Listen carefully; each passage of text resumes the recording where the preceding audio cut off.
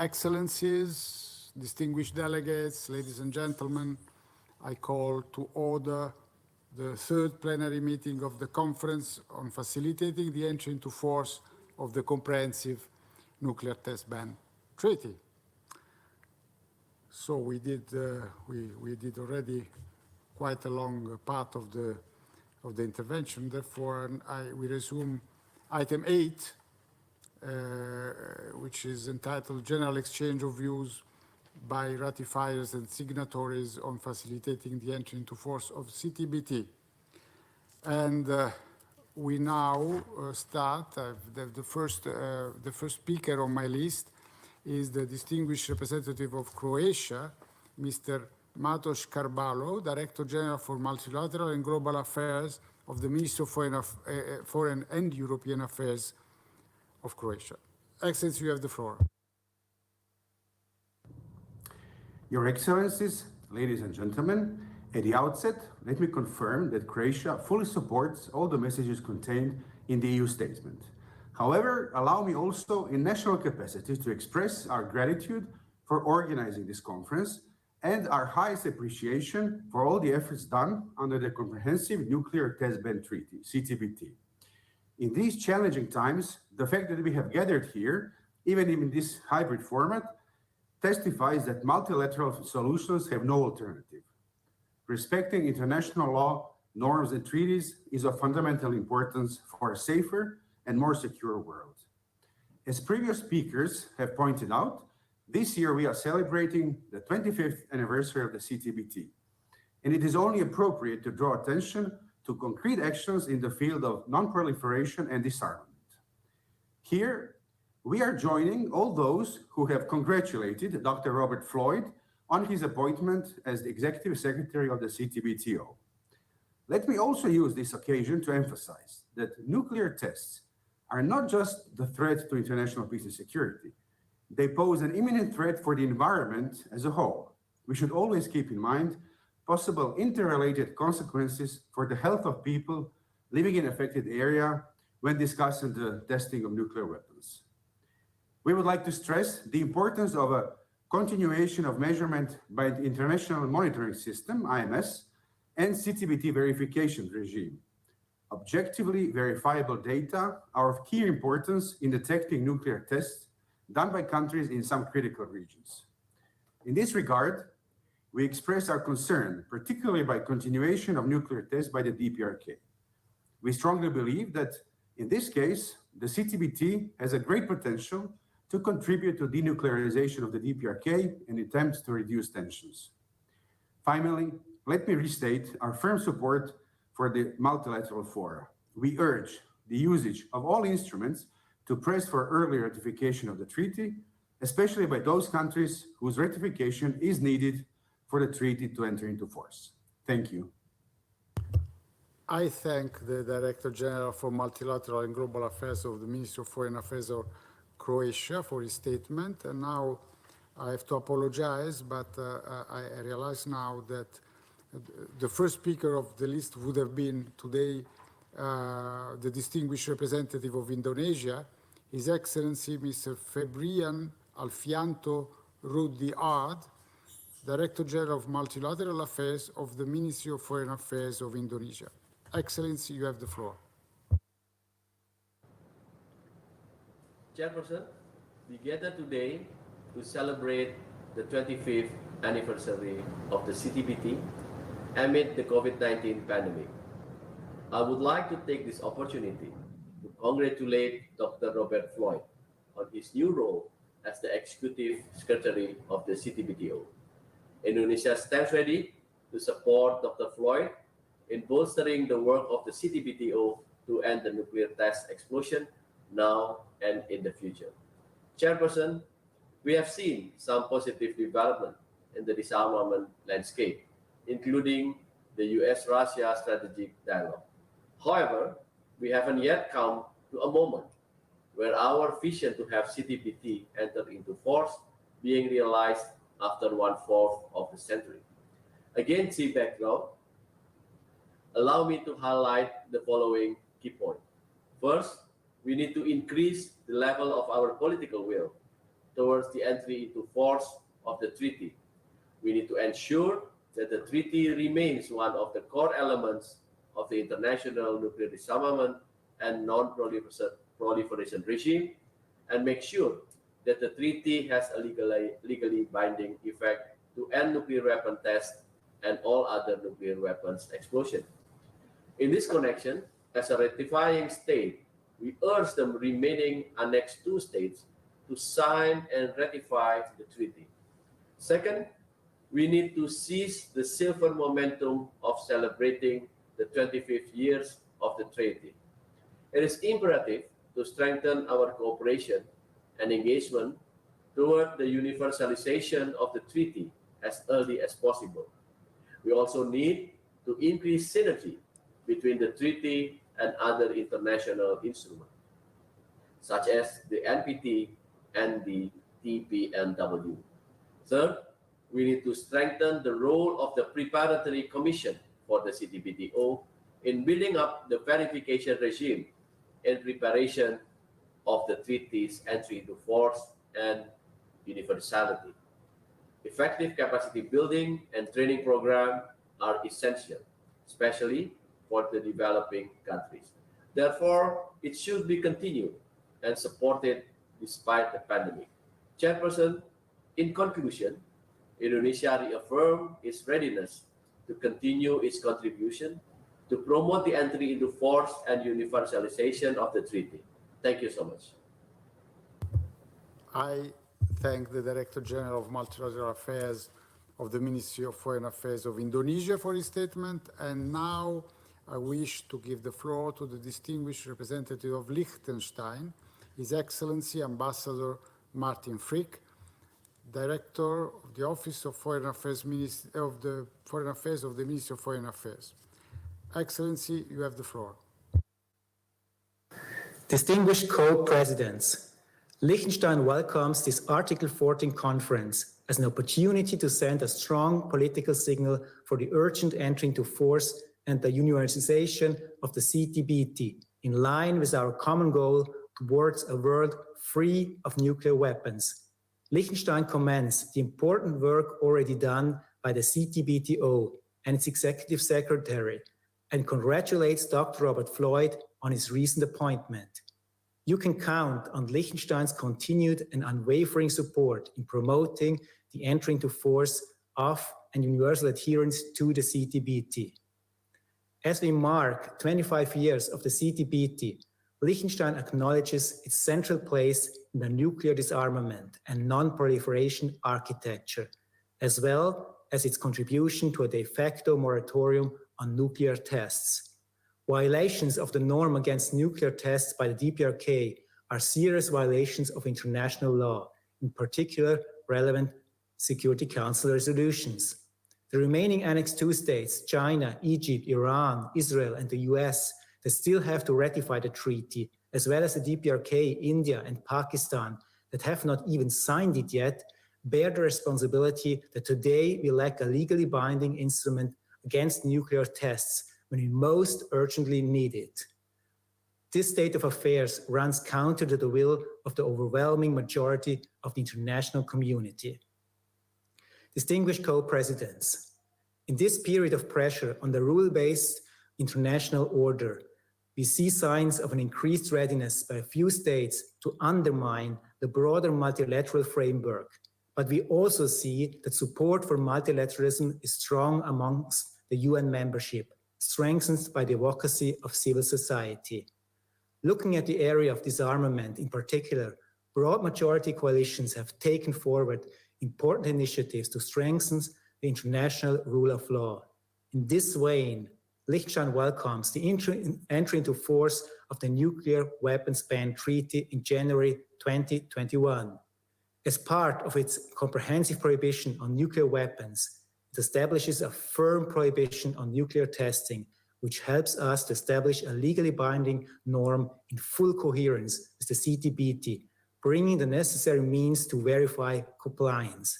Of course, the Ctbt, through its international monitoring system, has already succeeded in establishing a reliable instrument that helps to deter non-compliance. In order for it to assume full power, and in so doing, fulfilling its potential contribution to sustainable peace and security, we ask all remaining 8 Annex II states to sign and ratify the treaty without any further delay. I thank you. I thank the Director of the Office for Foreign Affairs of the Ministry of Foreign Affairs of Liechtenstein for his statement, and I have the pleasure now to give the floor to the distinguished representative of Brazil, His Excellency Ambassador Ronaldo Costa Filho, Permanent Representative to the United Nations in New York. Excellency, you have the floor. Thank you very much, Mr. Chair. Mr. Robert Floyd, Executive Secretary of the Comprehensive Nuclear Test Ban Treaty Organization, distinguished ministers, distinguished ambassadors, ladies and gentlemen.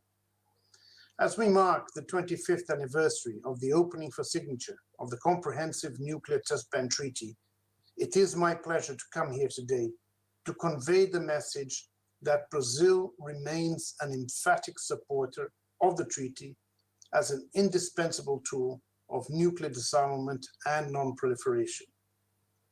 This year's conference takes place at a time of increasing international tension in different quarters, highlighting the need to work towards reinforcing the political momentum in support for the CTBT and its entry into force. We are confident that the recent appointment of Mr. Robert Floyd as Executive Secretary of the Preparatory Commission of the Comprehensive Nuclear Test Ban Treaty Organization will breathe new life into efforts towards this objective.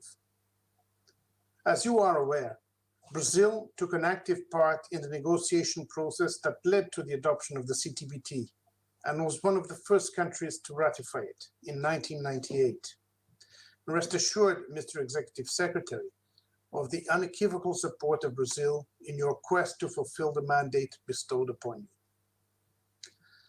Allow me also to thank the co-presidents of this conference from Italy and South Africa for their role in steering the negotiation process in Vienna, which led to the adoption of the agenda and declaration of this conference. And Mr. Chair, the only way to consolidate the total, long-lasting and verifiable ban of nuclear tests is the entry into force and effective universalization of the CTBT. In order to reach that goal, we need to engage further with those states that have not signed the treaty or have done so but not yet ratified it. We call upon all nations included in Annex II to do so without any delay. The main rationale for the CTBT lies in its contribution to nuclear disarmament, the very reason ratifying states joined the treaty in the first place. Brazil believes that attempts at reinterpreting the letter of the treaty to erode this rationale or exclude nuclear disarmament from its priorities run counter to the principles it enshrines. Moreover, the entry into force of the CTBT, important as it is, should be followed by a multilateral effort aimed at developing and implementing effective measures for nuclear disarmament, providing for the transparent, verifiable, and irreversible elimination of all nuclear arsenals. Yet, countries possessing nuclear weapons have well-funded long-term plans to modernize their nuclear arsenals. More than half the world's population still lives in countries that either have such weapons or are members of nuclear alliances. In this sense, we recall the unique responsibility of nuclear weapon states towards a global regime on non-proliferation. Mr. Chair, ladies and gentlemen, Brazil has historically advocated for nuclear disarmament. The adoption of the Treaty on the Prohibition of Nuclear Weapons by the General Assembly in 2017, with full support from Brazil, is unequivocal evidence of our credentials on the matter. The TPNW conveys a strong message about the incompatibility between nuclear weapons and the international order based on the principles of international humanitarian law and of human rights. Let's finish what we started. I thank you. I thank the permanent representative of Brazil to the United Nations in New York for his statement. And I now wish to give the floor to the distinguished representative of Turkey, His Excellency Ambassador Ahmet Mukhtar Gün, permanent representative to the CTBTO. Ambassador, you have the floor. Thank you. Thank you very much. And thank you, Mr. President, dear Alessandro. Mr. President, distinguished participants, ladies and gentlemen. Turkey associates itself with the EU statement delivered yesterday. I would like to make the following remarks in our national capacity. First, we congratulate Dr. Robert Floyd again on his appointment as the Executive Secretary of the CTBTO. We wish him every success in promoting the entry force and universal adherence to the CTBT. We also thank Algeria and Germany for their efforts as the previous Article 14 conference co-presidents. We congratulate Italy and South Africa on their assumption of the presidency and assure them of our full support and cooperation. Mr. President, September 2021 marks the 25th year of the opening for signature of the CTBT. It is regrettable, after a quarter of a century, that the treaty has not yet entered into force. To this end, Turkey urges once again the remaining 8 Annex II states whose ratification is necessary for the entry into force of the CTBT to sign and ratify the CTBT without further delay. We affirm that a universal and effectively verifiable treaty constitutes a fundamental instrument in the field of nuclear disarmament and non-proliferation. At the same time, all states should maintain or implement moratoria on nuclear tests. Mr. President, Excellencies, as an unwavering supporter of the nuclear disarmament and non-proliferation, Turkey was among the first signatories of the CTBT. We have faithfully honored our commitments deriving from the treaty since its inception.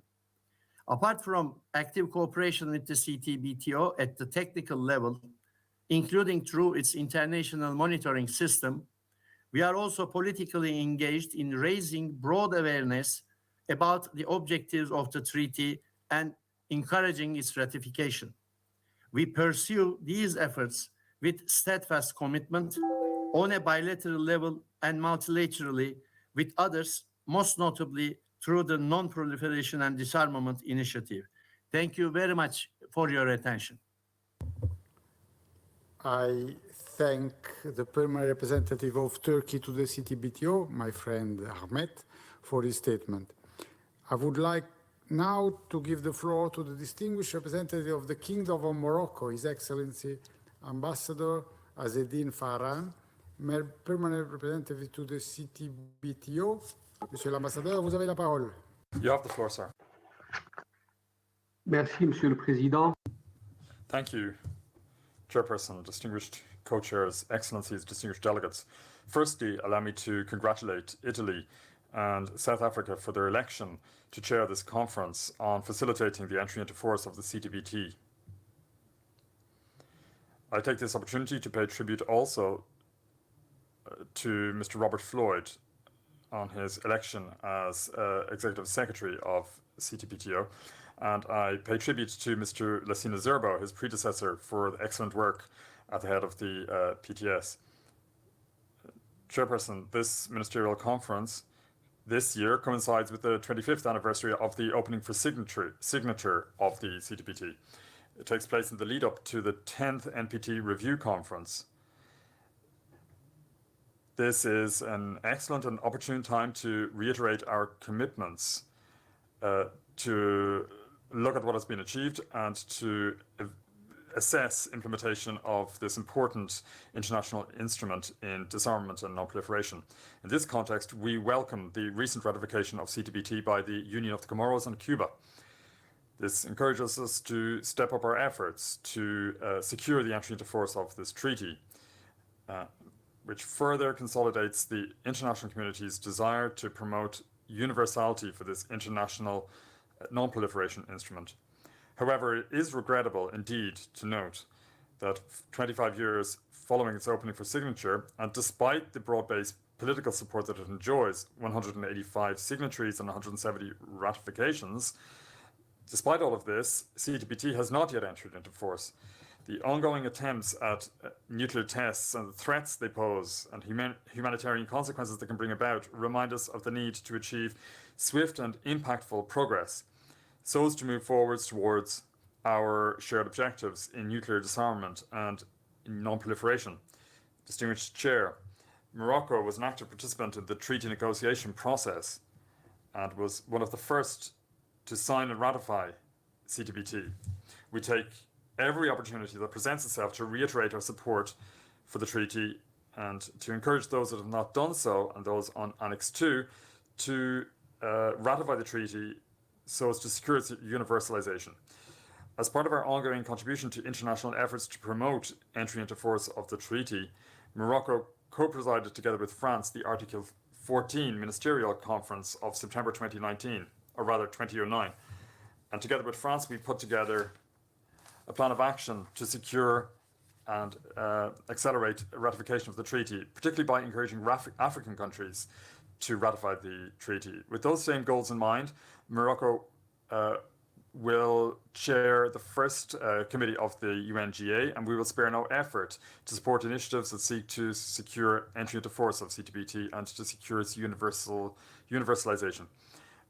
And we will also seek to work for the adoption of the traditional UNGA resolution on CTBT by consensus. Morocco notes with satisfaction the progress achieved in the implementation of the international monitoring system, which now has 302 certified facilities across the world. We also note with satisfaction the functioning of the IDC and the progress achieved in strengthening on-site inspection capacities. However, specific measures need to be taken towards entry into force, and these will require all states' commitment to complete or to help complete the construction of a robust verification regime based on the CTBT, and also strengthening of inspection capacities so as to bolster CTBT's credibility and promote its swift entry into force. Morocco firmly believes that strengthening multilateralism and international cooperation, that this continues to be crucial to bringing about universal and effective responses to the global threat of proliferation. Morocco is firmly committed to entry into force of CTBT and will lend its unwavering support to international efforts to promote the CTBT. We wholeheartedly support the content of the final declaration that will be adopted following this conference. Thank you. I thank the permanent representative of the Kingdom of Morocco here in Vienna for his contribution to this discussion. Distinguished representative of Singapore, His Excellency Ambassador Umay Bhatia, permanent representative to the CTBTO. Excellency, you have the floor. Co-Presidents, Excellencies, distinguished delegates, Singapore welcomes the declaration that was adopted at the beginning of this conference, which sets out concrete and actionable steps towards achieving the entry into force of the Comprehensive Nuclear Test Ban Treaty. The CTBT is an integral part of the global non-proliferation and arms control architecture. It plays an essential and complementary role to the Treaty on the Non-Proliferation of Nuclear Weapons by ensuring that vertical nuclear proliferation does not take place, even as we seek to prevent horizontal proliferation. Taken together, such multilateral regimes remain critical in addressing the threat to mankind posed by nuclear weapons.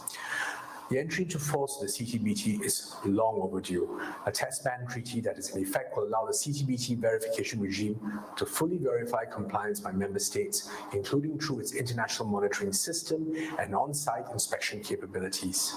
Singapore thus joins others in calling on the remaining Annex II states to ratify the treaty and enabling its entry into force. The Preparatory Commission for the Ctbt organization, under the leadership of Executive Secretary Robert Floyd, has an important responsibility to prepare for the entry into force of the treaty. To date, almost 90% of the facilities that will constitute the IMS have already been installed. Singapore welcomes this progress, as well as the capacity building and training provided to developing countries to support their activities in this regard. Today's conference provides an opportunity for all of us to reaffirm our commitment to the Ctbt and demonstrate the importance of this treaty to global nuclear non-proliferation. The Ctbt was conceived as part of a suite of efforts towards achieving a world without nuclear weapons. Let us work together to realize that vision. Thank you. I thank the permanent representative of Singapore to the CTBTO for his statement, and now the pleasure to give the floor to the distinguished representative of China, His Excellency Ambassador Zhang Yun, permanent representative to the United Nations in New York. Excellency. Mr. President, this year marks the 25th anniversary of the conclusion of the CTBT. Over the past 25 years, thanks to the joint efforts of all parties, the universality of the treaty has been improved, the preparation for its implementation has made steady progress, and nuclear test ban has become an international consensus. The treaty has played a significant role in curbing nuclear arms race and upholding global strategic stability, and has become a key pillar of the international nuclear disarmament and non-proliferation architecture. With the international security situation undergoing profound and complex changes, it is particularly urgent and important to bring the treaty into force, which requires collective, unremitting efforts on the part of the international community. China wishes to propose the following. First, we need to practice true multilateralism. We should resolve disputes and differences through dialogues and consultations, and eradicate the root causes for existence and proliferation of nuclear weapons so as to create a favorable political environment for the entry into force of the treaty. Second, we need to abandon the Cold War mentality. We should oppose the pursuit of absolute military superiority and strive to maintain global strategic stability so as to create the necessary security environment for the entry into force of the treaty. Third, we need to oppose willful withdrawals from treaties or agreements. We should firmly defend the integrity, authority, and effectiveness of the existing international arms control regime so as to provide a firm institutional guarantee for the entry into force of the treaty. Fourth, we need to strengthen international consensus. We should continue to advocate the complete prohibition of third destruction of nuclear weapons and further raise people's awareness on nuclear test bans so as to inject a strong political impetus for the entry into force of the treaty. Fifth, we need to advance the preparatory work. We should promote the development of the international data center, the international monitoring system, and the on-site inspection regime in a comprehensive and balanced manner so as to lay a solid technical foundation for the entry into force of the treaty. Mr. President, as one of the first signatories to the CTBT, China has always firmly upheld the purposes and objectives of the treaty since 1996. The Chinese government has all along strictly honored its commitment of moratorium on nuclear testing. China supports the development of the international monitoring system and has built 10 Ctbt monitoring stations and 1 radionuclide lab in its territory. As the second largest contributor to the PrepCon, China has always paid its contributions in full and on time and enjoyed sound cooperation with the PTS on voluntary donation and the research and equipment development. Since the very first day of the possession of nuclear weapons, the Chinese government has advocated a complete prohibition and thorough destruction of nuclear weapons. China has solemnly declared that it will not be the first to use nuclear weapons at any time and under any circumstances, and unconditionally committed itself not to use or threaten to use nuclear weapons against non-nuclear weapon states or nuclear weapon-free zones. China has always kept its nuclear forces at the minimum level required for national security. I would like to reiterate that China will never be an obstacle to the entry into force of the CTBT. China will continue to make its contribution to the entry into force of the treaty and work relentlessly towards the early realization of the lofty goal of complete prohibition and thorough destruction of nuclear weapons. Thank you, Mr. President. I thank the permanent representative of China to the United Nations in New York for his statement. And I now give the floor to the distinguished representative of Cambodia, His Excellency Ambassador Sovan Khe, permanent representative to the United Nations in New York. Excellency, you have the floor.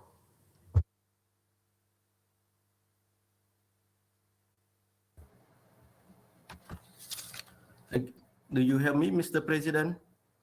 Yes, I can hear you. And now I can see you as well, right now. Okay. Thank you. All right.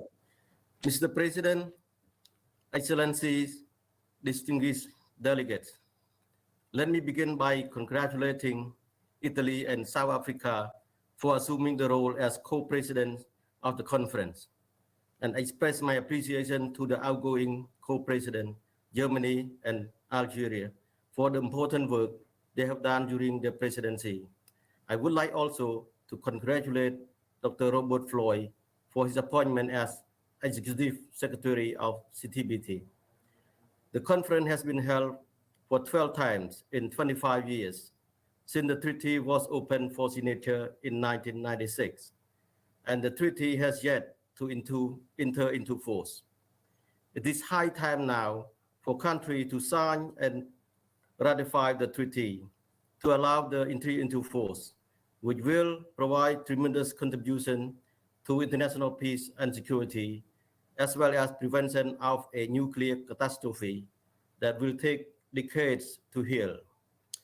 We see with great concern some of the nuclear states have continued to conduct nuclear tests to show off their capabilities, which have led to high political tension among rivalries and cause insecurity.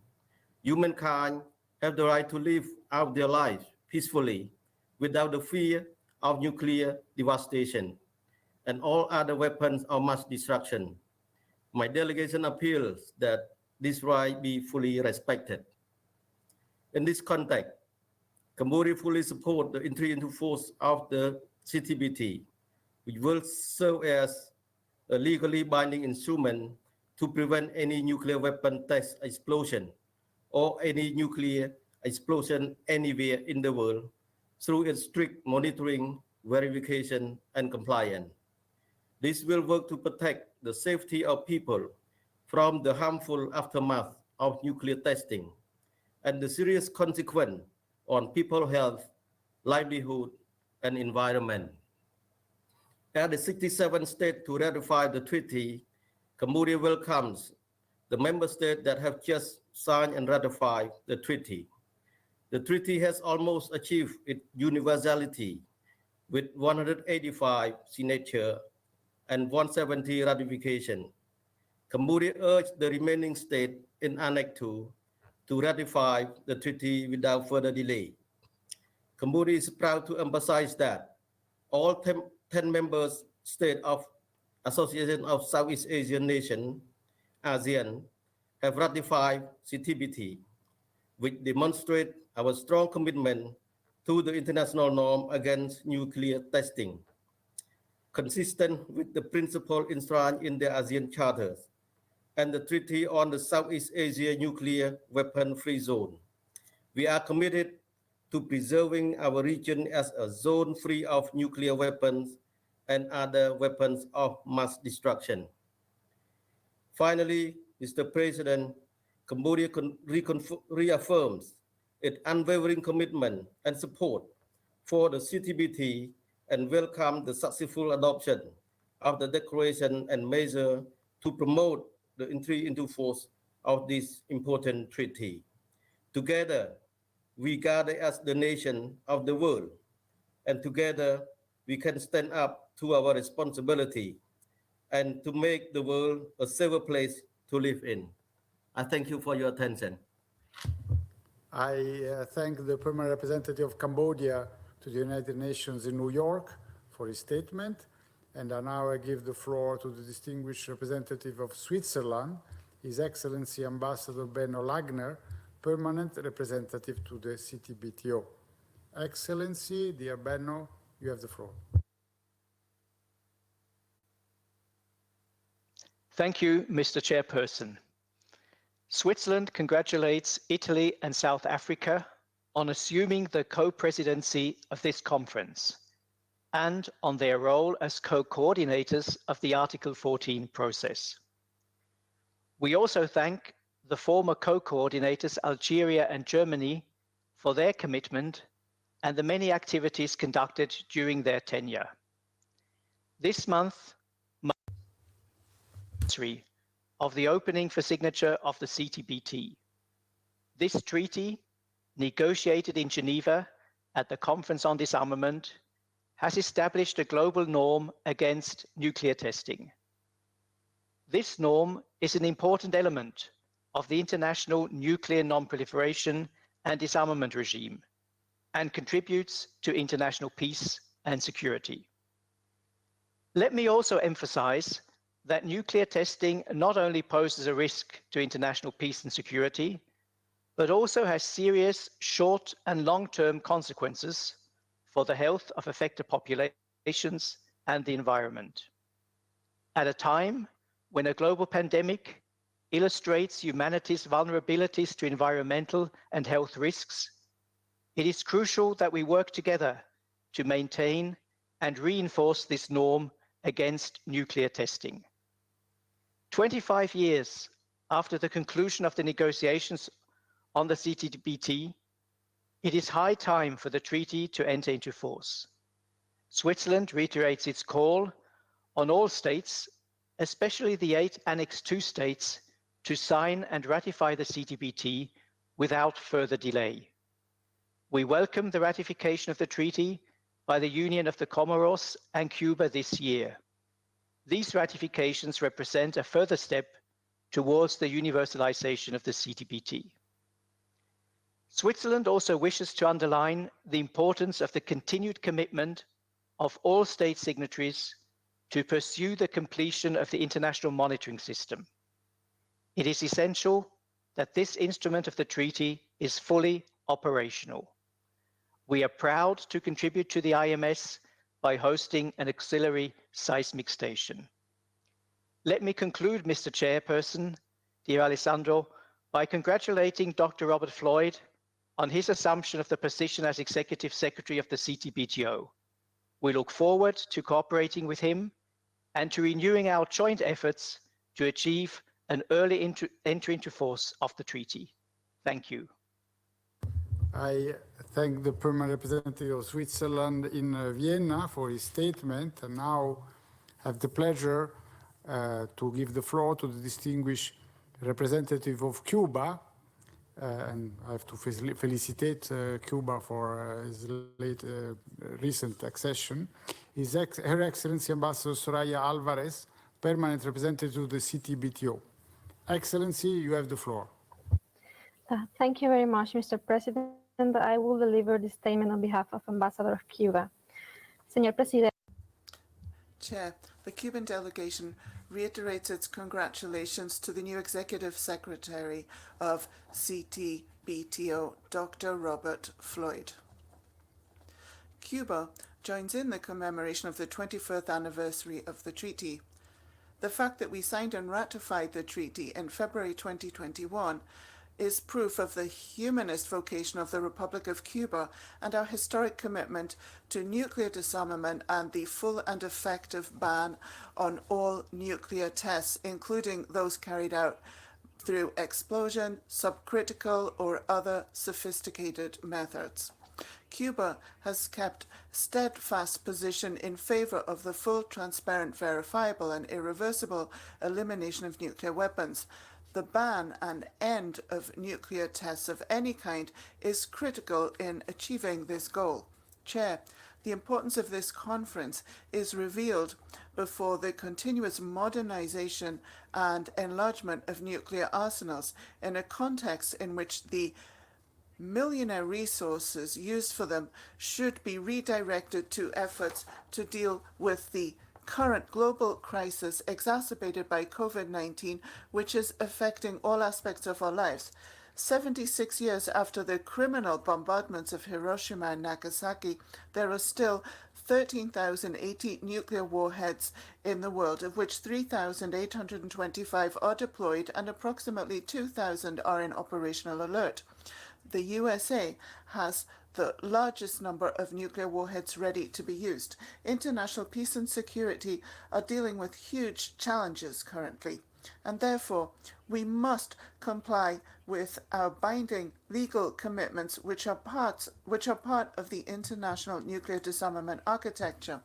This instrument must come into force immediately and become part of the international disarmament and non-proliferation regime, such as the Treaty of Tlatelolco, the NPT, and the Ban Treaty. The future of the CTBT depends on the political will of the international community to achieve a world free of nuclear weapons. Thank you.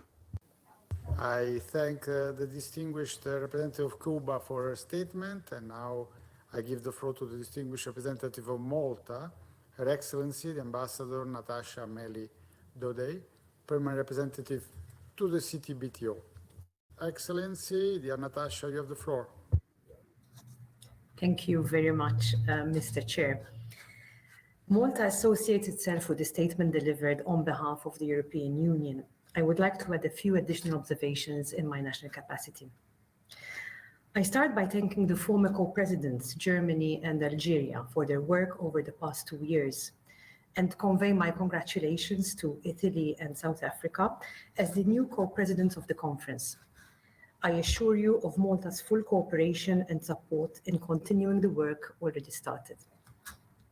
I also congratulate Dr. Robert Floyd on his appointment as the Executive Secretary of the CTBTO and assure him of our support to carry out his mandate towards our common goals.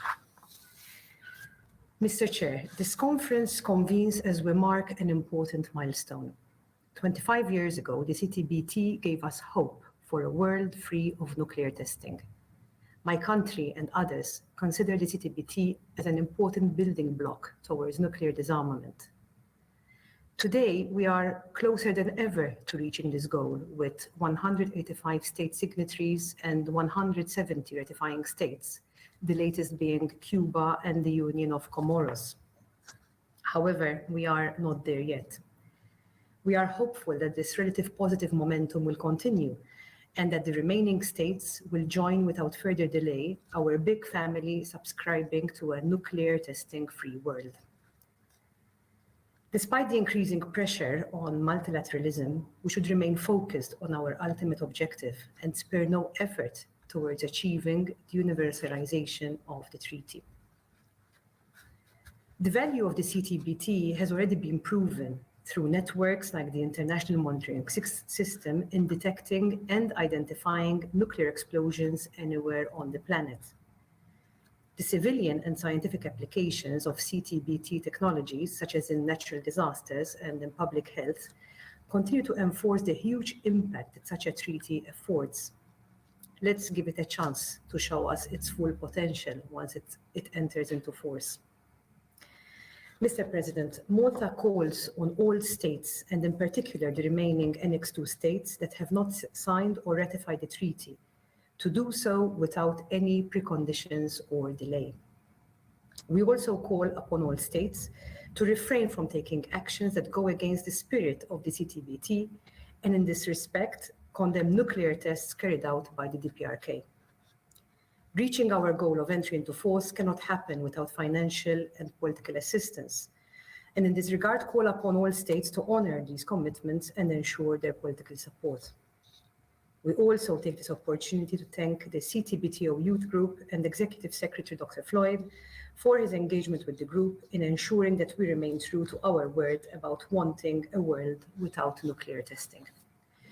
In conclusion, Mr. Chair, as we continue working towards the universalization and the entry into force of the CTBT, let us take stock of the accomplishments of the past 25 years and increase the momentum so that we can finish what we started. Thank you.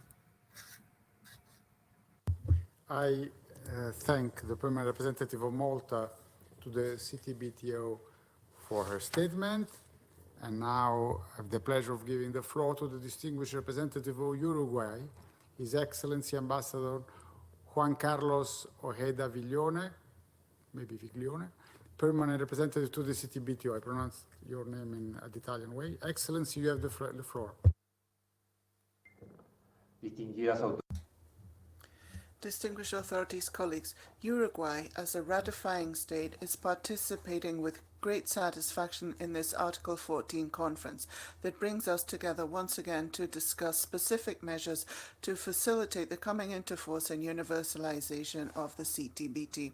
There is no doubt that we need to achieve this goal urgently. The 25th anniversary of the opening for signature of the CTBT is a date on which we can celebrate this agreement as a pillar of the international disarmament and non-proliferation regime, and once again a reminder of the time that has elapsed without it coming into force. This is a call to act without delay, to focus at the highest political level and use all bilateral and multilateral tools within our reach to achieve this. We are pleased to see the dissemination activities which will encourage states who have not yet done so to sign and ratify this important treaty. We equally praise the work undertaken by the Executive Secretary as well as the PTS of the PrepCom. Without them, our efforts would be in vain. Dear colleagues, we join in the call for states with nuclear capabilities in Annex 2 who have not yet signed or ratified the treaty to do so without delay, to achieve its swift coming into force and to bring about the end of all nuclear tests and explosions. This goal will ultimately enable us to end the nuclear weapons race and end the development of new types of nuclear weapons which are a threat to the peace and security of our nations.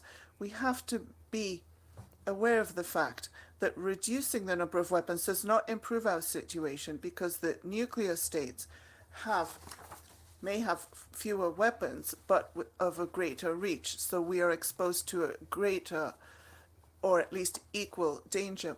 We should also consider that our efforts will be linked directly to the full implementation of the NPT, which is another cornerstone of the non-proliferation and disarmament regime. In line with the ban treaty, it is a legally binding instrument which has become another pillar of the system in which we fully support.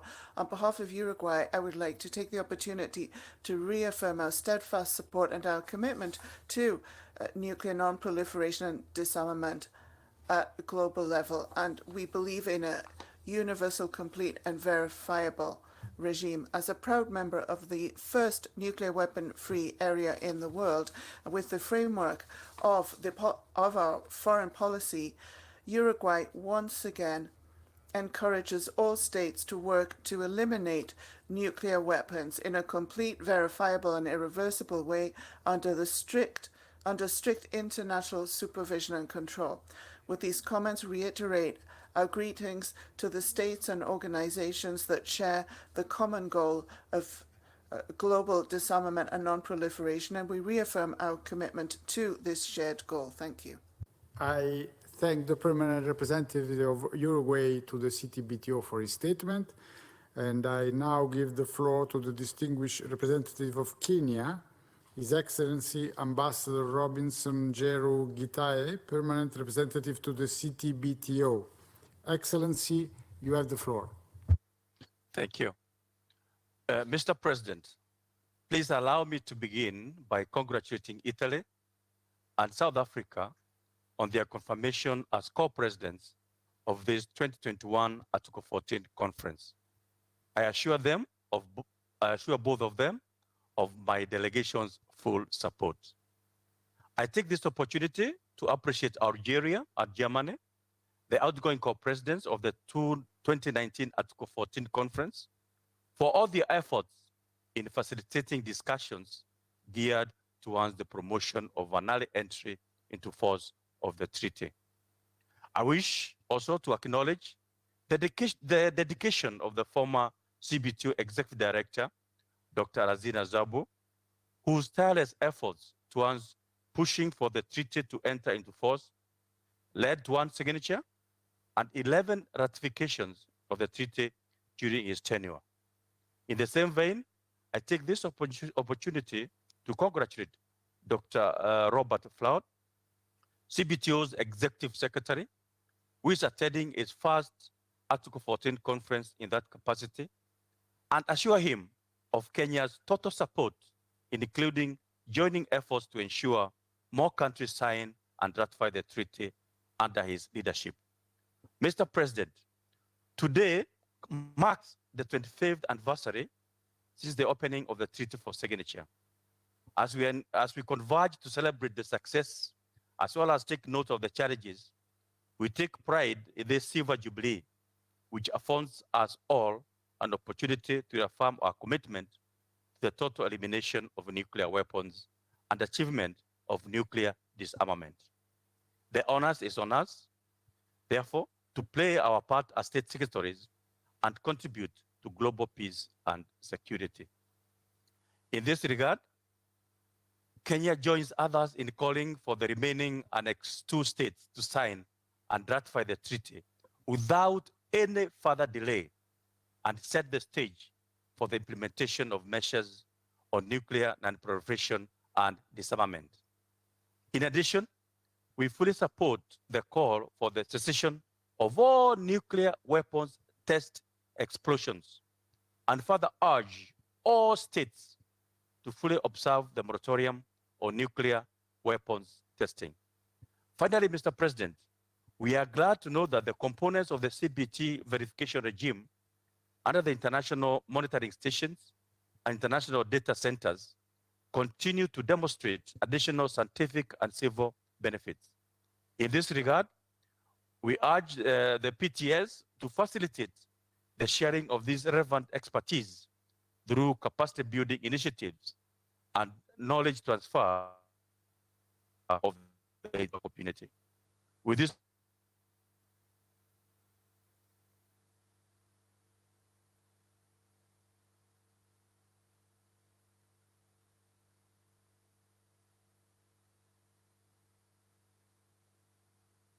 I guess there is a technical problem in the connection with His Excellency the Ambassador of Kenya, but I understand they had almost finished his statement. No, he's back. So please, you can yes, complete your... Yes, sorry about that. We are glad to know that components of the CBT verification regime under the international monitoring stations and international data centers continue to demonstrate additional scientific and civil benefits. In this regard, we urge the PTS to facilitate the sharing of this relevant expertise through capacity building initiatives and knowledge transfer for the benefit of the international community. With these remarks, Mr. President, I reiterate Kenya's full and total support to the co-presidents and their work, and also for the ministerial declaration and an early entry into force of the treaty. I thank you. I thank the permanent representative of Kenya to the CTBTO for his statement and for his support. Thank you very much. And I now give the floor to the distinguished representative of Hungary, His Excellency Ambassador Karoli Dan, permanent representative to the CTBTO. Excellency, you have the floor. Mr. President, Secretary General, Executive Secretary, Madam High Representative, distinguished ministers and colleagues. Let me start by congratulating Executive Secretary Dr. Robert Floyd on his election and assure him of Hungary's full support. Dr. Floyd, we look forward to closely working with you. May I also congratulate Italy and the Republic of South Africa that are formally assuming the position of Article 14's coordinators today, and wish them success in their efforts to promote the entry into force of the treaty. This year marks the 25th anniversary of the CTBT's opening for signature. This occasion provides us with an opportunity to take stock of what has been achieved since 1996. With 170 states parties, the treaty has become roughly universal. In this context, I would like to welcome the latest ratifications by Cuba and Comoros. Since 1998, the Comprehensive Nuclear Test Ban Treaty has been a nearly universally adopted norm. All but one member of the international community have refrained from conducting nuclear tests. Hungary continues to insist on the complete, verifiable, and irreversible denuclearization of the Korean Peninsula, and we urge the DPRK to comply with all relevant UNSC resolutions. The International Monitoring System, the Ctbt's almost complete verification regime, is a unique asset. Throughout the years, the IMS has demonstrated its utility and reliability, not only in detecting nuclear explosions, but also in predicting natural disasters. It can provide tangible benefits to our societies. Therefore, it needs not only to be maintained, but further developed and completed. And in order for that, adequate funding has to be ensured. Let me add here that for us, non-proliferation and the peaceful use of nuclear energy are two sides of the same coin. Hungary has high ambitions in both. According to Hungary's new energy strategy and national energy and climate plan, nuclear energy remains a key component of a cost-effective, climate-friendly, safe and stable energy mix.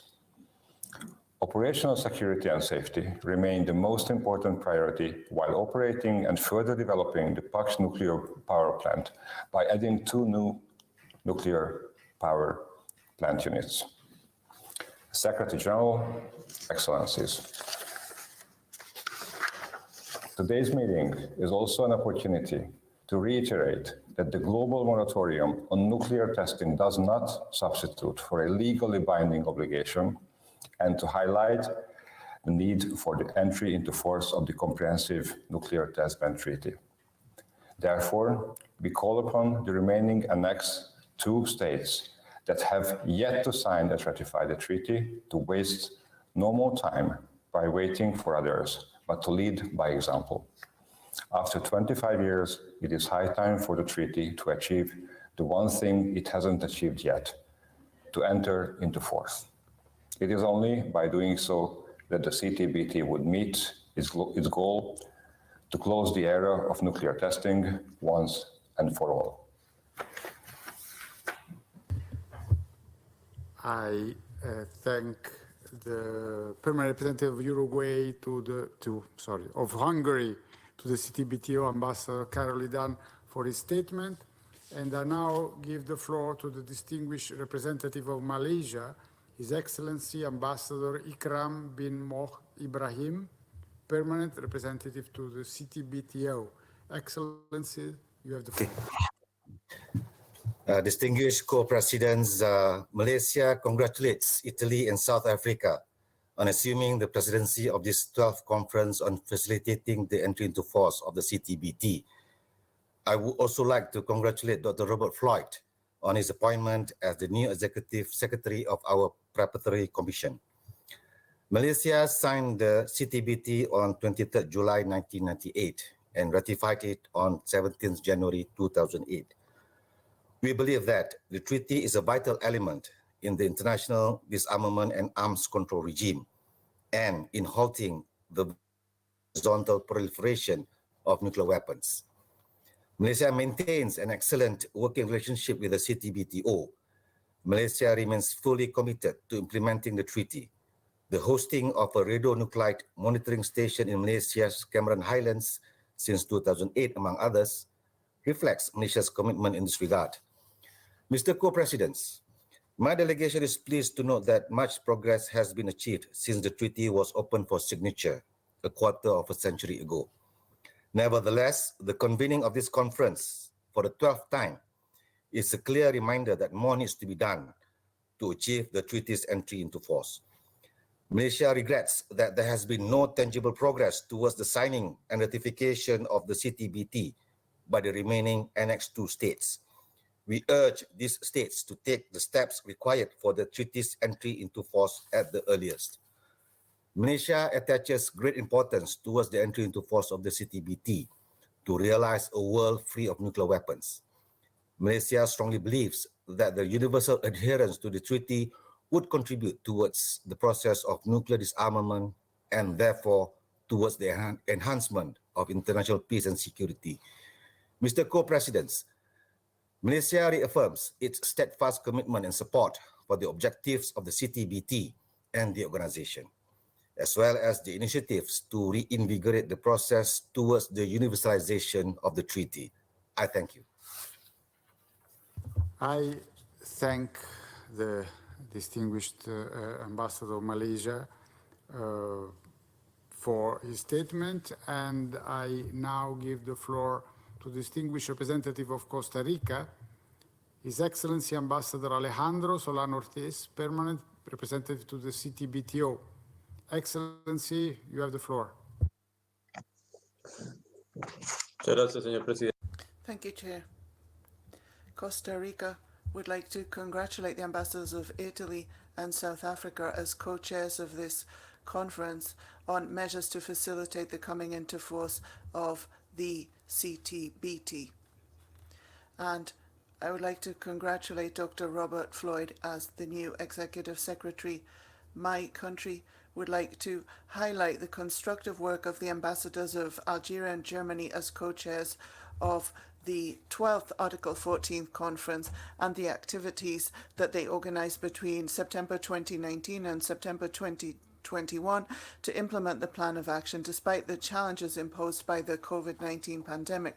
We're pleased to see that both Cuba and Comoros have ratified the treaty and that we still have a lot to do. Our mission has not yet ended, and in this symbolic month, when we commemorate the 25th anniversary of the opening for signature of the CTBT, we must reflect upon the lessons learned and the road ahead. We should therefore ask ourselves, and by consensus, what measures compatible with international law can be adopted to speed up the ratification process. We have to be earnest and pragmatic. All signatory states should commit to accompanying regional and global efforts, reiterating the decisive political commitment towards the coming into force and universalization of the treaty. Costa Rica considers that the work of the PrepCom is essential for international peace and security, despite the fact that all benefits will only be achieved when the treaty comes into force and the organization is fully established. We therefore make an urgent appeal, especially to Annex II states who have not yet done so, to sign and or ratify CTBT without any delay, so that it can come into force as soon as possible. This will strengthen the international non-proliferation regime alongside the NPT and the ban treaty, as well as regional agreements. Costa Rica has always expressed in all international fora the importance of a world free of nuclear weapons. We have declared the need for complete and verifiable nuclear disarmament and reiterated that the only effective guarantee against the threat or use of nuclear weapons is their complete elimination and prohibition. Costa Rica reiterates its appeal to all states, especially nuclear weapon states, to eliminate the function of nuclear weapons from their doctrines, security policies, and military strategies. We need to invest in economic recovery and development. Therefore, we need to ask ourselves whether we can fully comply with the SDGs, because we spend millions and billions on nuclear weapons. And we have to consider the possibility of any accidental use of nuclear weapons. Once again, we feel that the CTBT will be a useful and credible tool, and it will bring together the political will of all states, and we all need commitment to a world of peace, free of nuclear weapons and full of opportunities. Thank you. Representative of Costa Rica to the CTBTO for his statement. Muchísimas gracias.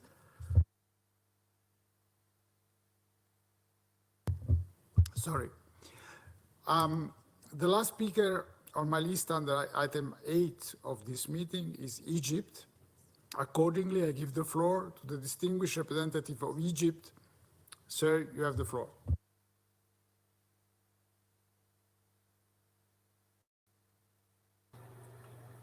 Distinguished co-presidents, honorable ambassadors, ladies and gentlemen. At the outset, let me congratulate the esteemed ambassadors of Italy and South Africa for assuming the presidency of this conference and express my gratitude for their excellent work in preparing for the conference.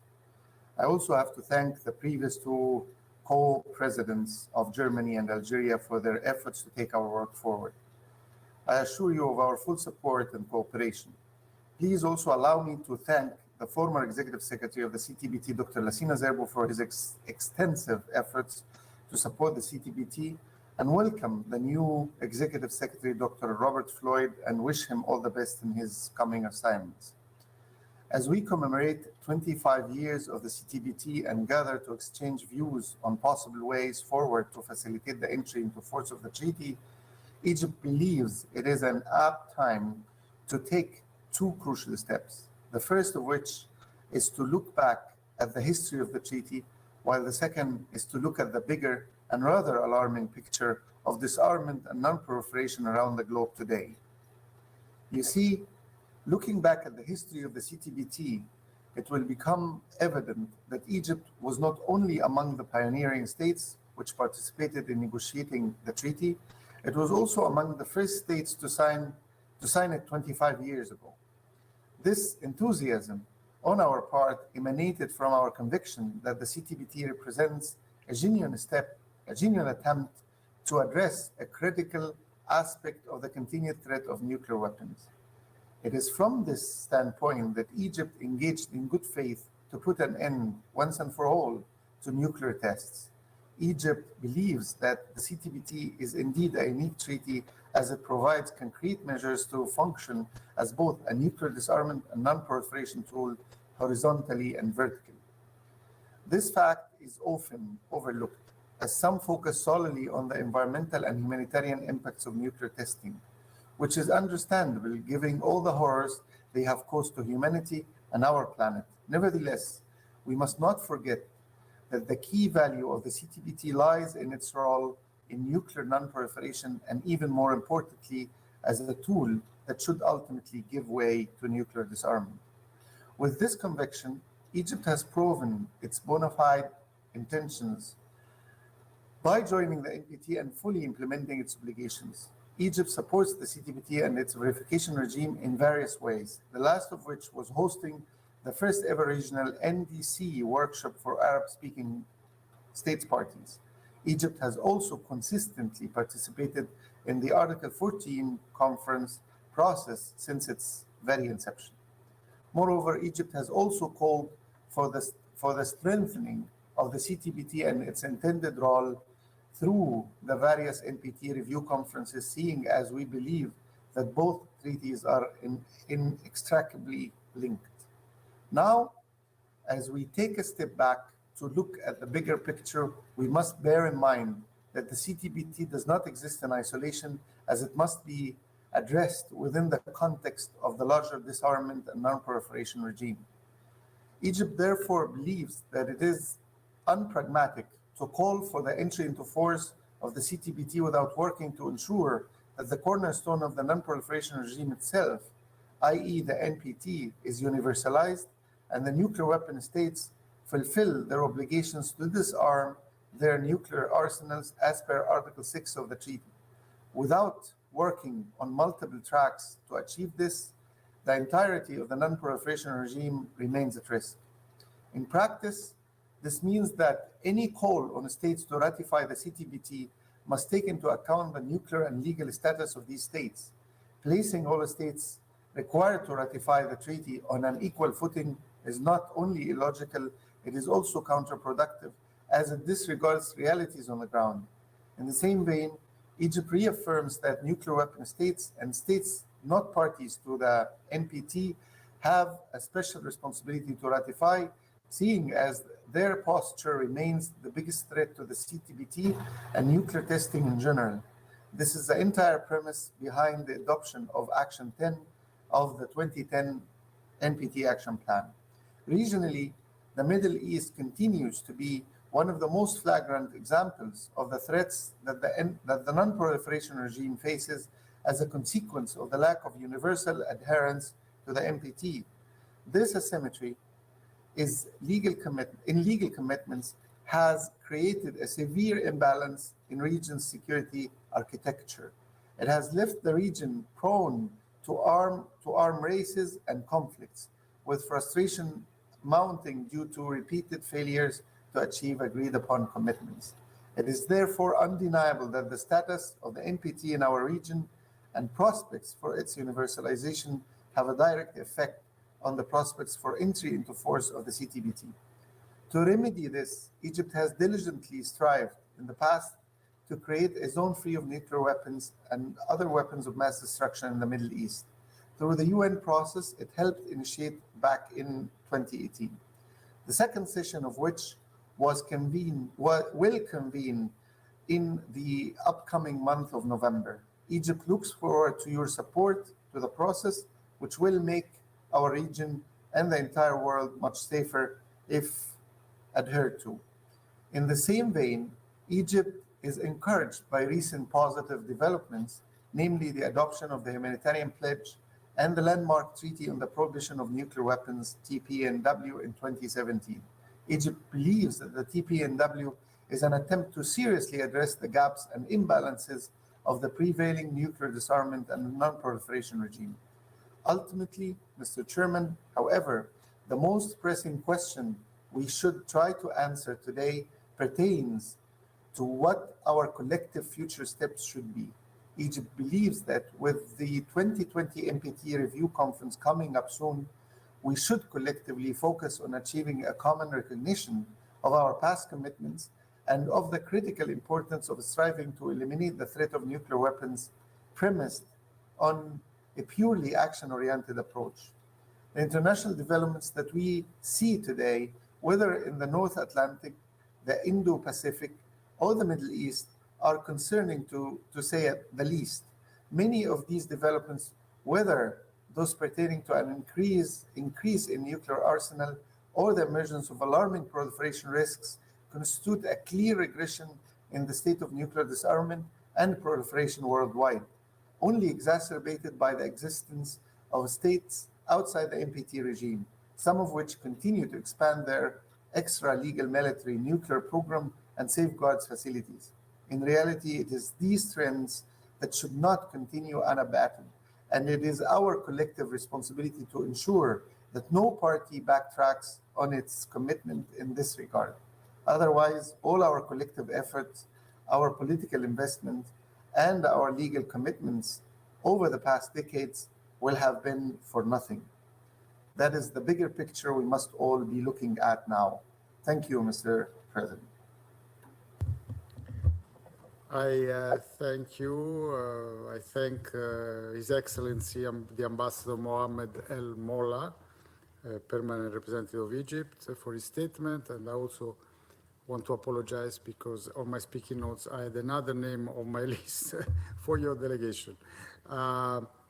Distinguished, as I told you, this was the last speaking on the list I had, but distinguished delegates, before I close this item, I understand that the distinguished delegate of Azerbaijan has requested the floor to exercise the right of reply.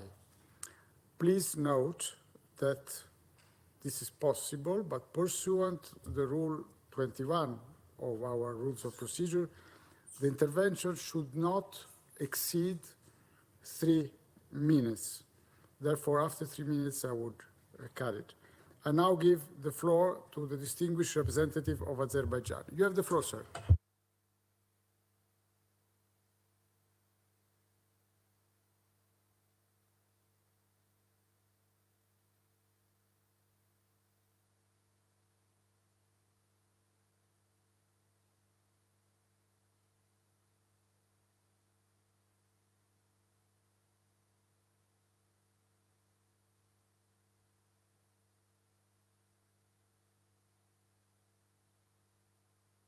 waiting for the connection to be established.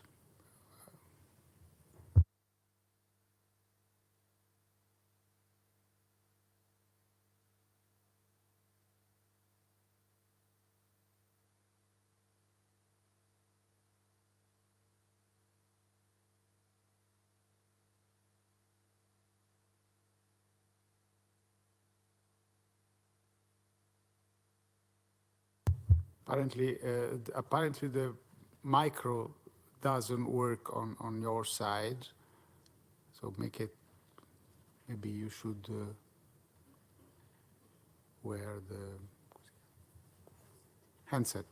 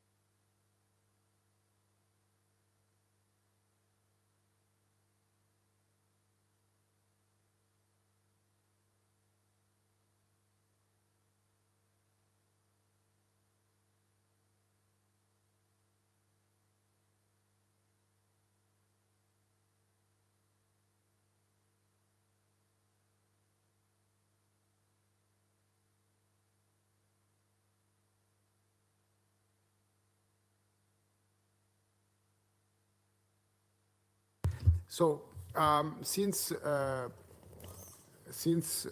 there's some problems in the connection, I would continue with the agenda, leaving this point open. So at a later stage, we make a second try. So I don't conclude consideration under item 8 at the moment, but I start with item 9, which are the statement by non-signatory states. And in accordance with rule number 40 of the rules of procedure, the conference will now take up item 9, which reads statements by non-signatory states. And understand from the Secretariat that there are no requests under this agenda item. Therefore, I conclude, leaving open number 8, I conclude number 9, and I proceed with number 10. So I open the agenda item number 10, which reads statement on behalf of non-governmental organizations. And we have not received any application for participation in the conference by NGOs, being, as you remember, a hybrid in absentia meeting. There will be no statement delivered on behalf of non-governmental organization. However, before we move to the next item, I would like to give the floor to the representative of the CTBTO youth group for his statement. So I would like to, I give the floor to the youth group. You have the floor. Greetings all. My name is Jarrett. I am from the United States, and I will now share with you a joint message from the over 1,000 global CYG members. The Comprehensive Nuclear Test Ban Treaty opened for signature 25 years ago on September 24th, 1996, after years of tough negotiations. Since the beginning of the atomic age, the world has seen over 2,000 nuclear tests, which encourage destabilizing arms racing and militarism. The signing and entry into force of the CTBT ensures a more peaceful world for current and future generations. On the 25th anniversary of the CTBT, the CYG pays tribute to the achievements of the treaty, which has already made remarkable progress in completely eliminating the scourge of nuclear testing. The treaty is a key part of the global non-proliferation and disarmament architecture. It inhibits more countries from developing nuclear weapons and represents a meaningful step toward a world free of nuclear weapons. Over the past 25 years, the CTBTO has proven its capacity to act as a comprehensive global monitoring system. Through state-of-the-art science and technology, and with the oversight of international experts, the organization ensures that no test of a nuclear device goes unnoticed by the international community. The CTBTO will continue to grow, innovate, and expand. The CYG represents the CTBTO's commitment to education, outreach, and development as a diverse international community of young people with a common goal: ending nuclear testing. Our work is not done. Many CYG members are the same age as the CTBT, but the treaty has yet to enter into force. This limits the capacity of the community to detect and investigate nuclear tests and leaves the door open to a future where we are stuck in the past. We are grateful to the 170 countries who have already ratified the treaty and to the 185 that have signed it. We also call on the remaining 8 Annex II countries to ratify at the earliest possible date. The CYG is very proud to work with a group of eminent persons, or GEM, to strengthen intergenerational dialogue and knowledge sharing. We encourage senior leaders to include the perspectives and ideas of young people into their work and offer opportunities to this next generation of leaders to deal with the complex issues of today in order to prepare for a better tomorrow. We can only close the door on nuclear testing for good if we keep reminding our governments, communities, and leaders that this is one of the most urgent tasks before us. We wholeheartedly believe that a world without nuclear tests is a better world. The CTBT is our path to get there. Let's finish what we started. I really wish to thank the members of the CTBTO youth group for the statement, for their enthusiasm in promoting CTBT. I say your efforts are highly appreciated. Thank you very much. And this concludes the consideration of agenda item number 10. And as I told you, we try again to see whether now is possible to establish the connection, particularly the vocal one, because the echo is there. So I can give the floor to the distinguished representative of Azerbaijan. You have the floor, sir. Mr. President, thank you for the opportunity and all the leadership you are doing throughout the conference. We are exercising our right of reply to reject groundless accusations by Armenia and update on some relevant issues. We regret that the Armenian delegate chose a path of fact denials, non-factual claims, and distortions. It might well be a manifestation of a perpetrated trauma in light of Armenia's gross violations of international norms and an attempt to evade responsibility for that. Contrary to Armenia's delegate's claims, there is no single fact of launching by Azerbaijan of ballistic missiles against targets in Armenia. No fact. But the fact is that Armenia's leadership, including its prime minister, admitted use of ballistic missiles by Armenia against Azerbaijan. Around 30 dual-use ballistic missiles were launched at residential areas and civil infrastructure of Azerbaijan, causing multiple civilian losses. Mr. President, let me remind that as reflected in respective CTBTO documents, the organization's verification regime has a wide range of applications in addition to its actual purpose, and member states has the right to receive all monitoring data and analysis. Any attempts to create obstacle to this is unacceptable. Now let me draw your attention to the following. Armenia's officials repeatedly engage in public discussions on assembling a kind of dirty nuclear bomb. The recent example is Armenia's Deputy Minister Akop Vardanyan, who didn't deny the possibility of utilization of radioactive fuel kept in storages for military purposes. He also spoke of plutonium for creating an atomic bomb and how burning of uranium can create it. This happened in Armenia's parliament in January of this year. Possession of dual-use missiles coupled with malign intention and stated possibility to make a kind of nuclear bomb for military purposes is a serious signal to the international community that Armenia is not sincere on non-proliferation norms. This is an open challenge to the international peace and security, which should be properly addressed. Against this background, no surprise that discussions to strengthen the Ctbt verification regime and increase utility of its monitoring system make nervous Armenian delegates. If they are not contemplating any covert malign activities, why should they be concerned about that? At the end, let me convey our best wishes from Baku, Azerbaijan. Thank you. I thank the distinguished representative of Azerbaijan. Now, I understand that the representative of Armenia has also requested to exercise his right of reply. But this time I want also to remind delegates at this point that according to rule, the same rule 21 I mentioned earlier on, is not only, there is not only the issue of keeping the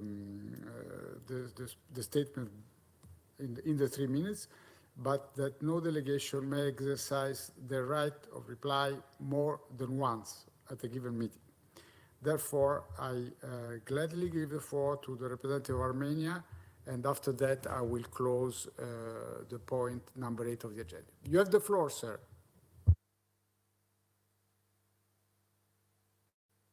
Thank you, Mr. President. Do you hear me? I'm audible? Yes, hear and see. Yes. Okay, great. Thank you. Well, it was not our intention to take the floor for the second time, but we were once again compelled to exercise our right of reply to respond to the remarks ungrounded, baseless allegations made by the representative of the Foreign Minister of Azerbaijan against my country, which we resolutely reject. This comes as no surprise to us, since this is not the first time, and we believe it's not going to be the last time, when Azerbaijan uses each and every international forum to disseminate false and not substantiated information about Armenia. We also resolutely reject all the remarks that were made by the representative of the Ministry of Foreign Affairs of Azerbaijan in relation to the so-called statement of, about the intentions of Armenia regarding any nuclear bomb or whatsoever. This is, he refers to the statement that was made in the Parliament of Armenia, greatly distorting and completely changing the context and the words that were said during the said meeting. Again, this is not something new. The same allegations and claims were made by the Azerbaijani delegation at the General Conference of the IAEA, which just ended, and they received their, I think, reply from the Armenian delegation, and not only for them, but for the whole international community to know the facts, to know the truth. As for the ballistic missiles, that allegations repeated by the minister, by the representative of the Ministry of Foreign Affairs of Azerbaijan. Once again, I would like to repeat that Armenia had the facts, well-documented facts about the use by Azerbaijan of ballistic missiles against the civilian infrastructure that was presented at the HCOC annual meeting of the subscribing states just this year. So I think within that forum, we also had this exchange of views, and we presented to all the subscribing states, and we are ready to present to the all international community all the facts and documents that we have about the use by Azerbaijan of the ballistic missiles. what the statement of the delegation of Azerbaijan once again came to confirm the low regard that they have towards the international law and its principles, and the aggressive posture of Azerbaijan against Armenia is not again something new. We see that situation in our region, and these aggressive actions are the destabilizing factor in the region and make the achievement of the stability even more remote. Thank you very much. I thank the distinguished delegate of Armenia for her statement, and as I said earlier on, now I consider closed the point number 8 of the agenda. Since we have done already point 9 and 10, I go to the item 11, which is the report of the Credentials Committee. Delegations will recall that the members of the Credentials Committee were appointed yesterday in accordance with the standard practice of the conference regarding procedural and organizational matters. And on this, I want also to thank very much all colleagues who were kindly agreed to be part of this committee. Thank you very much. The committee met earlier today and produced a report detailing its work in reviewing the credentials of delegation for this conference. I propose that the conference now consider the report of the Credential Committee contained in document Ctbt at 14/2021/CRPI1, which was being shared with you on the Interplify platform.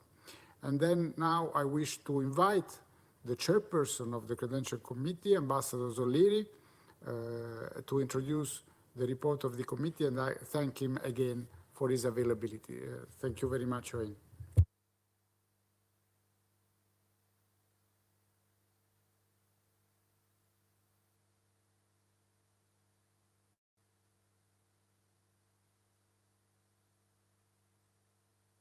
I can't hear you now. I can see you very well.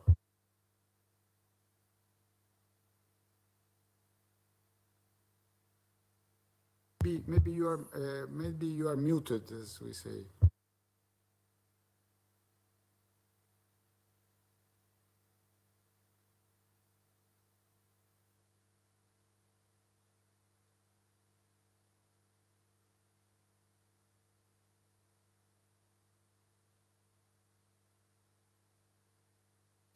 No sound for the time being.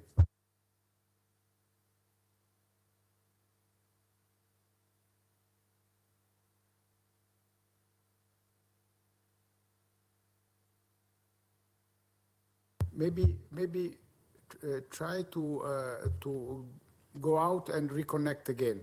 We can wait for a while.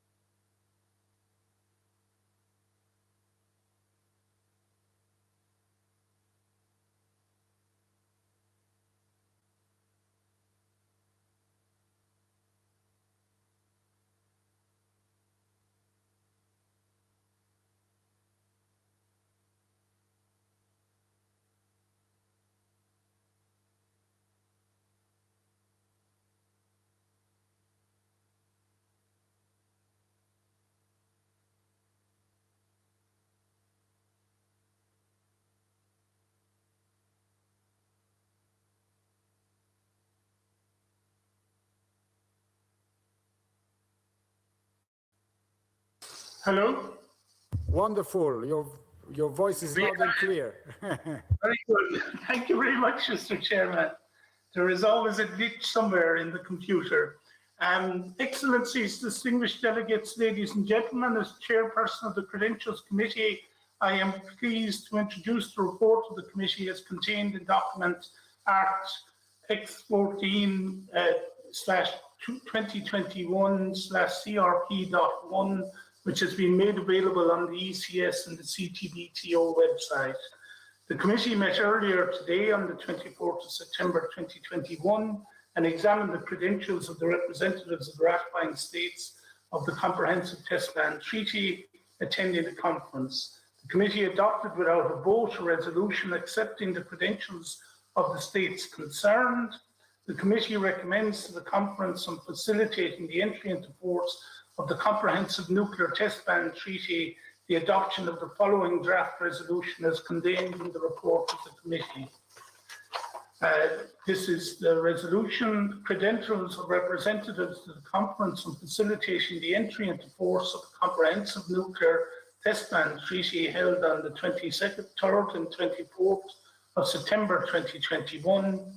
The conference on facilitating the entry into force of the Comprehensive Nuclear Test Ban Treaty, having considered the report of the Credentials Committee and the recommendations contained therein, adopts the report of the Credentials Committee. Thank you, Mr. Co-President, and I would like to thank both you and your South African colleague for the excellent conference you have managed here over the last 2 days. Thank you. I thank you. We have heard the presentation by the chairman of the report of the Credentials Committee, and I thank him once again for his commitment. Is there any delegation that wishes to take the floor on this agenda item? I see none, so I would like to propose that the conference adopt the report of the Credentials Committee as contained in document CTBT Art 14/2021/CRP1. May I take that the conference wishes to adopt the report? It is so decided. On the behalf of the President, I wish to take the opportunity again to congratulate the Credential Committee and to thank again the members of the committee for their work, their efficient and timely manner in which they accomplished the duties under the rule of procedure of the conference. I now close the point 11 of the agenda. I go to the 12th point of the agenda, which is the adoption of the report of the conference. The draft report contained in the conference room paper number 2, CTBT Art 14/2021/CRP2, dated 24 September 21, has been shared with you on the Interprefy platform. As you can see, it is very well done and factual, and I propose that we now deal with the report on a section-by-section basis, starting with the introduction. So now we will all together approve the introduction of the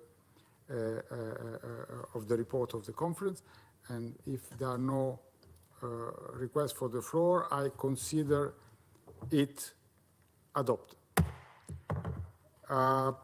Then we turn to the section of the draft report entitled Organizational and Procedural Decisions, and also here I don't see any request for the floor, and I ask you if I can take it that the conference wishes to adopt the section entitled Organizational and Procedural Decision. It seems to be the case. It is so decided. Thank you very much.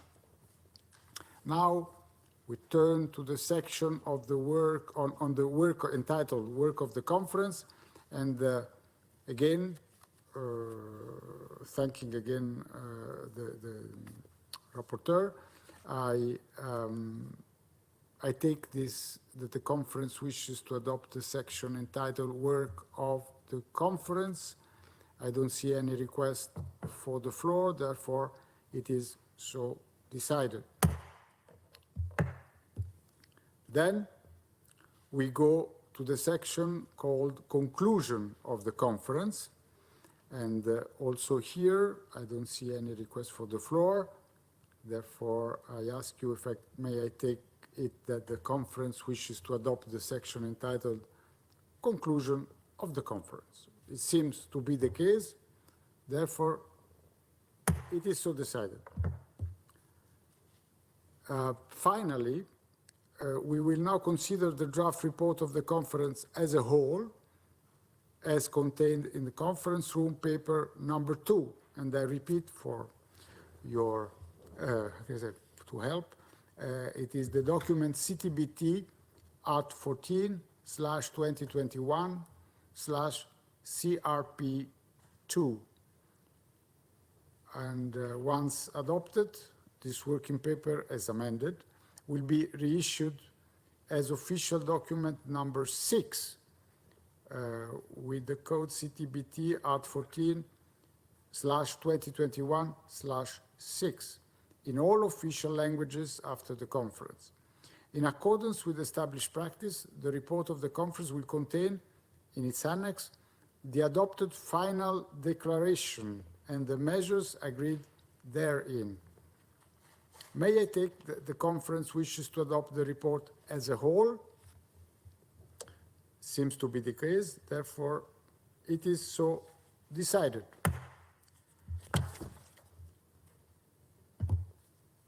Now we have the agenda item number 13, and excellencies, distinguished delegates, ladies and gentlemen, with the adoption of the report, and I thank you again for your help, we now come to the final term on the agenda, the closure of the 2021 conference on facilitating the entry into force of the Comprehensive Nuclear Test Ban Treaty. In concluding this 12th such conference, and on behalf of Italy and South Africa, who share the presidency of this conference, I wish to thank the Secretary General of the United Nations, His Excellency Mr. Antonio Manuel de Oliveira Guterres, for convening the conference and for extending all the necessary support to ensure its success. And I also remember this is today is the 25th anniversary of the signature of the treaty.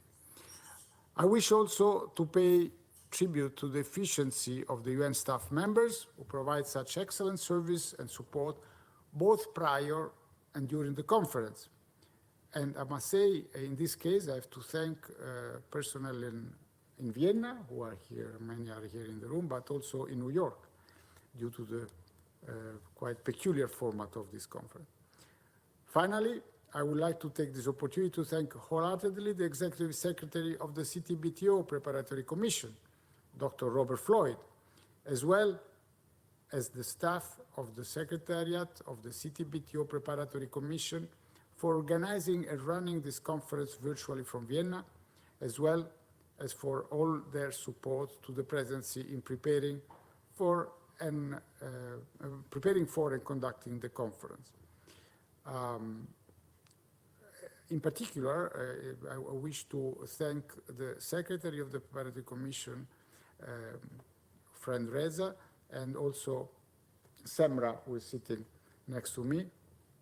And I also wish to express the gratitude of the presidency for the support provided by the UN conference services, the interpreters, and in facilitating our proceedings, which were rather complicated, I must say, so your ability was even more clear, being, as I said, a virtual format, part in New York and part in Vienna. With these concluding remarks, I now declare the 12th Conference on Facilitating the Entry into Force of the Comprehensive Nuclear Test Ban Treaty closed.